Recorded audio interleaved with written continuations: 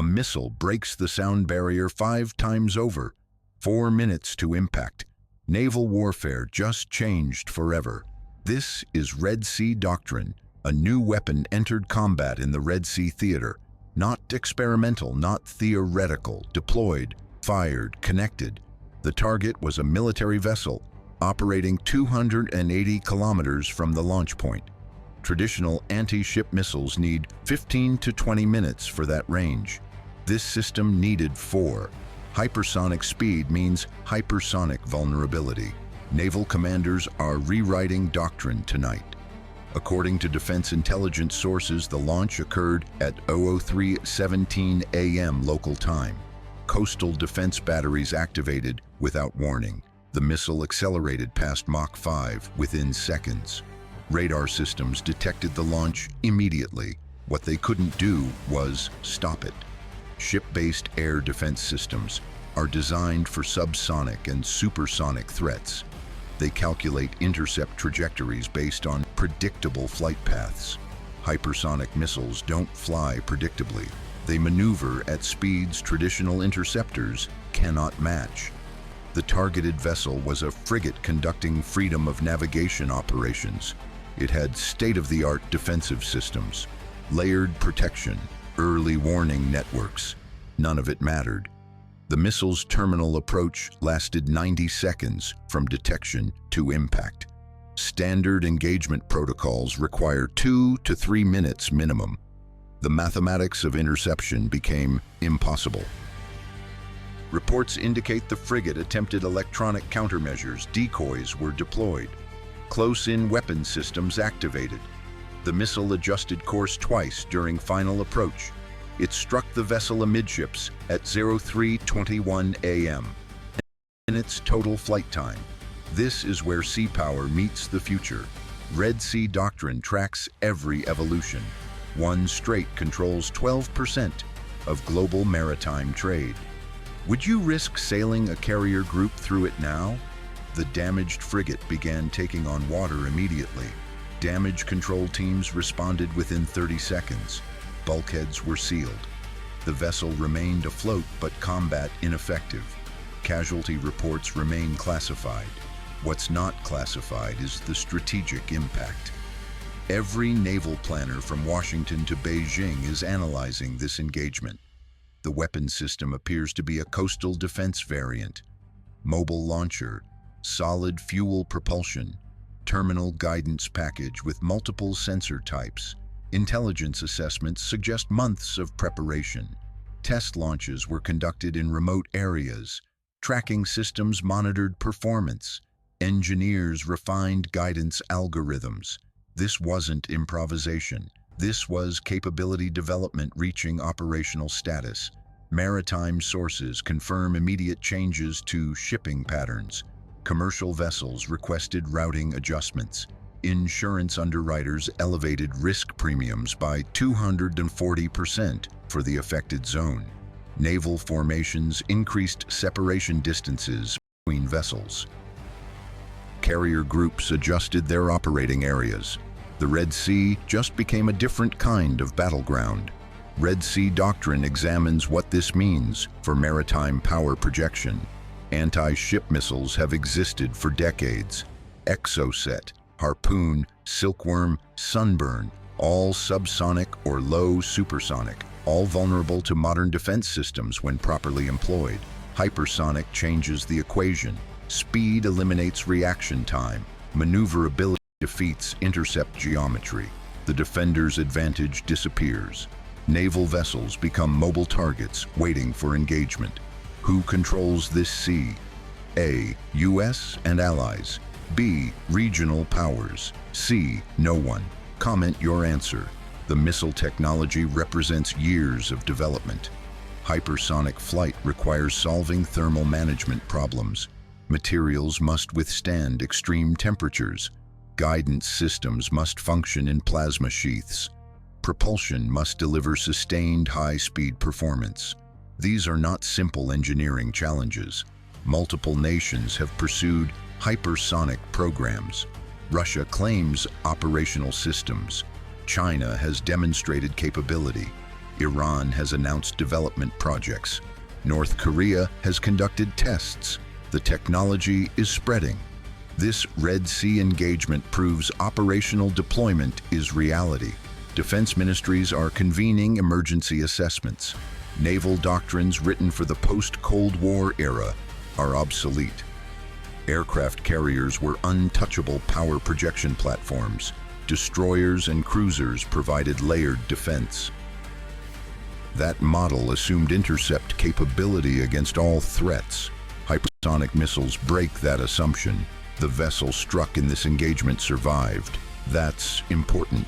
Hypersonic speed doesn't automatically mean hypersonic warhead. Kinetic energy alone caused significant damage. A larger warhead would have been catastrophic. Future variants will likely carry enhanced payloads.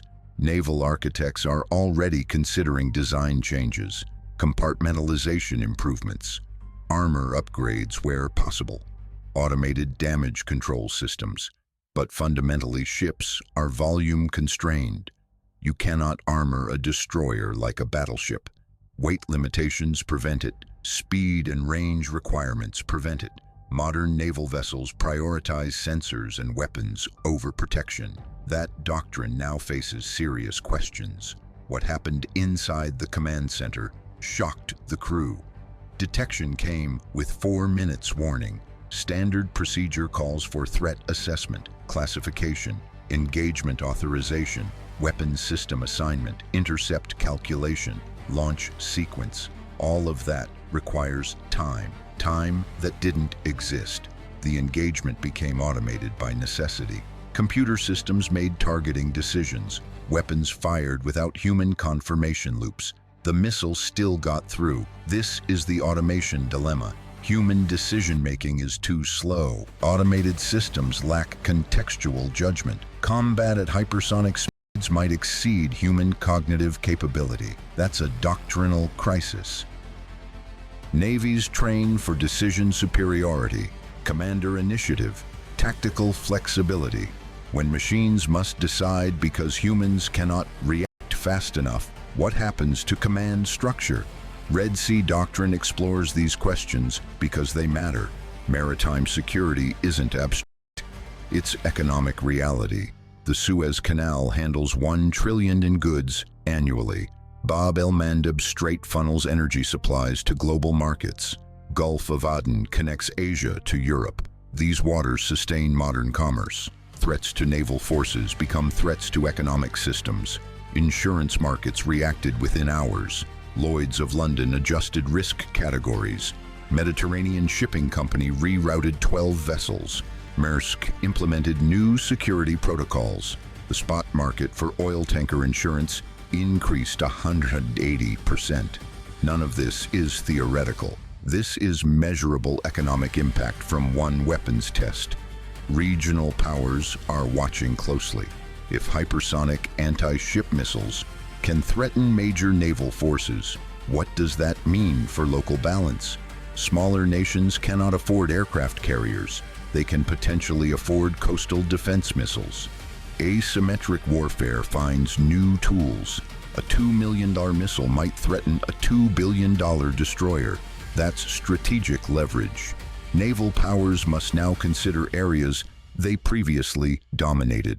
Littoral waters become high-risk zones. Freedom of navigation operations carry new dangers. Escort requirements increase. Operational costs rise. At what point does power projection become unsustainable? These are questions Red Sea Doctrine examines. The strategic choke point just became a strategic testing ground. Weapon systems once considered future threats are present threats. Naval commanders must adapt or accept vulnerability. The engagement data is being analyzed worldwide. Flight profiles, maneuver characteristics, warhead effectiveness, defense system performance. Every detail matters. Navies will develop countermeasures, directed energy weapons, advanced interceptors, improved detection systems. That development takes years. The threat exists now. Is this the start of a wider naval war? Comment Y or N. Intelligence sources suggest multiple actors possess similar capabilities. This engagement might not be isolated. Other coastal defense systems could be operational. Different regions, different technologies, same strategic effect. Naval power projection faces systemic challenges. The post-engagement analysis reveals critical lessons. Detection worked, tracking worked, interception failed. That's a capability gap. Closing that gap requires new technology, laser-based close-in weapons, railgun interceptors, enhanced electronic warfare. Hypersonic defense requires hypersonic response. Until those systems deploy, naval forces operate with known vulnerabilities. The damaged frigate was towed to a secure port. Repairs will take months. The crew survived. The vessel survived. The mission did not. That's a tactical defeat with strategic implications. Future engagements might not end with survival. Warhead improvements will increase lethality. Multiple missile salvos will overwhelm defenses. The Red Sea demonstrated what's possible. Next time might demonstrate what's inevitable. Maritime shipping companies are implementing new procedures. Route planning includes threat assessments, speed adjustments in high-risk zones, communication protocols with naval escorts, insurance requirements for cargo values. The business of global trade adapts to new realities. Every container ship captain now considers missile threats. Every naval commander plans for hypersonic engagement.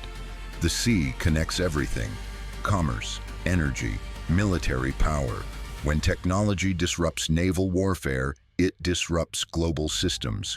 Red Sea Doctrine tracks these disruptions because understanding them matters. One missile launch changed calculations worldwide. Strategic planners are revising assumptions. Budget committees are allocating funds. Engineers are designing solutions. Diplomats are negotiating agreements. All because 4 minutes proved that speed decides survival. What breaks next? Trade routes, diplomacy, or deterrence? The Red Sea engagement is a data point. More engagements will follow. More systems will deploy. More nations will acquire capability. The trajectory is clear. Hypersonic weapons are operational reality. Naval forces must evolve or become obsolete. There is no third option. This is modern maritime warfare. Fast, lethal, unforgiving.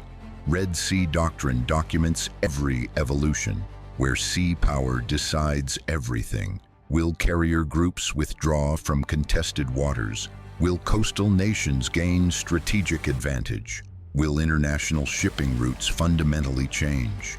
These questions have answers. Those answers are being written in real time. The Red Sea just provided one chapter. More chapters are coming. Subscribe to Red Sea Doctrine, where sea power decides everything, because the next hypersonic launch might not be a test.